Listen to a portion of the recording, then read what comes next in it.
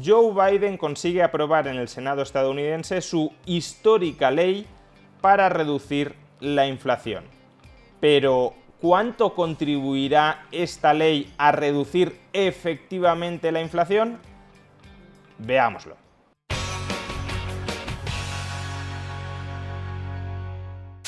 Los políticos son unos truhanes que buscan engañar continuamente a la población.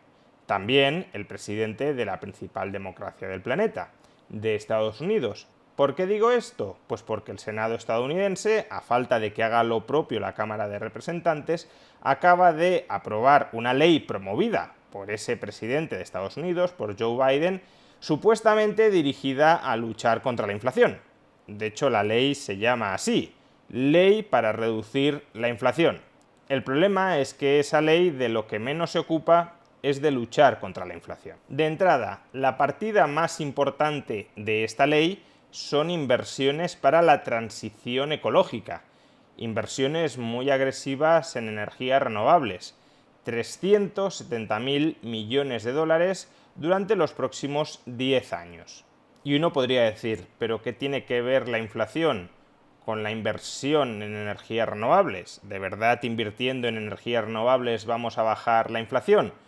Bueno, recordemos que el gobierno de Biden, al igual que el gobierno de Sánchez y al igual que casi cualquier gobierno del planeta, están culpando a la inflación de los cuellos de botella globales y durante los últimos meses, de manera muy especial, a los cuellos de botella en el sector energético tradicional, en los combustibles fósiles.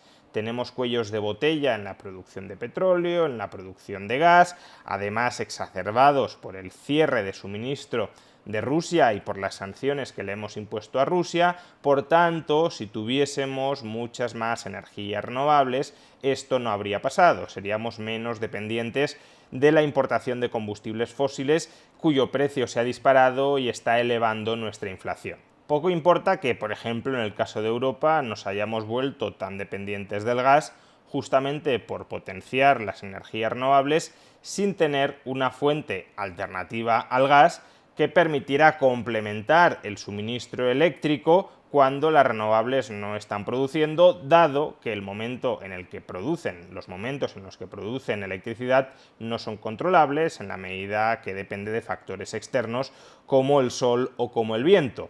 Hemos renunciado a la energía nuclear, que podría haber hecho de complemento de las renovables, y si no tenemos nuclear de complemento, el único complemento disponible para suministrar rápidamente electricidad cuando la necesitamos es el gas. Por tanto, la narrativa es más bien al revés. Hasta el momento nos hemos vuelto muy dependientes del gas por invertir mucho en renovables. En todo caso, hasta cierto punto este relato tiene cierto encaje en lo que nos han venido contando hasta la fecha.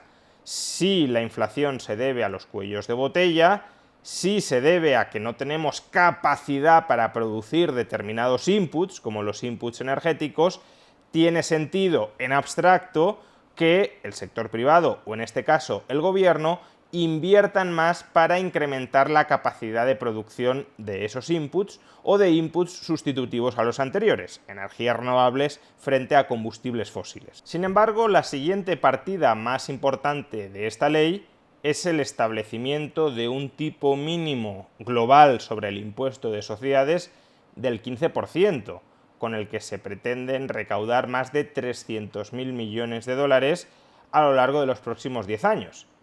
Que tiene que ver subir los impuestos con reducir la inflación. ¿No habíamos dicho que la inflación era una consecuencia de los cuellos de botella por el lado de la oferta?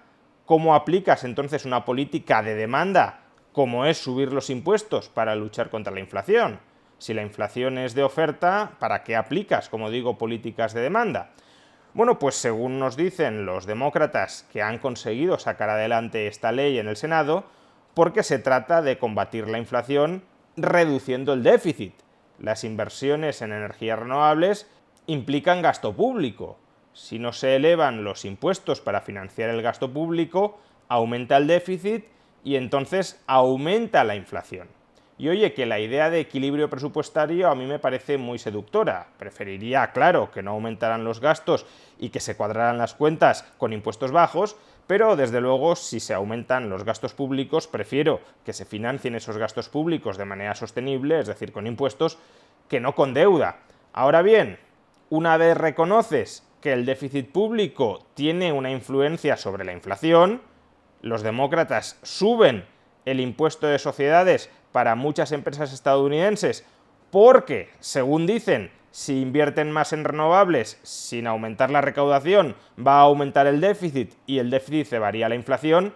Oye, insisto, si reconoces que el déficit genera inflación, quizá la política fiscal que ha seguido Estados Unidos y muy en particular Joe Biden durante los últimos años, quizá haya tenido algo que ver en la inflación. Quizá, no sé, que en 2020 y 2021 la economía estadounidense haya registrado los dos mayores déficits públicos en términos absolutos de toda su historia, o los mayores déficits públicos en relación con el PIB desde la Segunda Guerra Mundial, quizás si reconoces que los déficits afectan a la inflación, esos déficits públicos que Trump y Biden han generado en 2020 y en 2021 hayan tenido algo que ver en la inflación que ahora estamos experimentando. Vamos, que no toda la inflación se debe a los cuellos de botella desde el lado de la oferta, o al menos, como mínimo, la política de demanda de agresivos déficits públicos que ha seguido el sector público estadounidense, el gobierno estadounidense,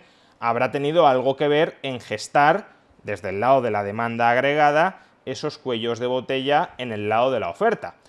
Pero bien está que, aunque sea de tapadillo, el gobierno estadounidense reconozca que el déficit público, que los déficits públicos, que la emisión de deuda, que el incremento de la demanda agregada con la política fiscal expansiva que ha seguido durante los últimos años ha contribuido a cebar la inflación.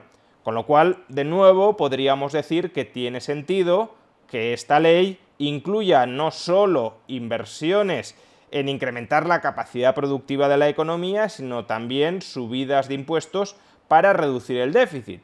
Pero claro, si tú de verdad te crees que el déficit público genera inflación y esta es una ley para luchar contra la inflación, ¿por qué incluyes medidas en esta ley que contribuyen a incrementar el déficit público sin a su vez incrementar la capacidad productiva de la economía? Es decir, ¿por qué aumentas el gasto corriente cuando deberías estar únicamente aumentando el gasto en inversión vía impuestos? En concreto, la ley contiene gastos de 64.000 millones de dólares durante los próximos 10 años en subsidiar la adquisición de seguros médicos para las familias de rentas más bajas. Que cuidado, no estoy entrando a valorar si estos subsidios son necesarios, no lo son. Lo que estoy entrando a valorar es que no tiene mucho sentido que metas esa provisión, que metas esa reforma en una ley que dice que tiene el objetivo de luchar contra la inflación.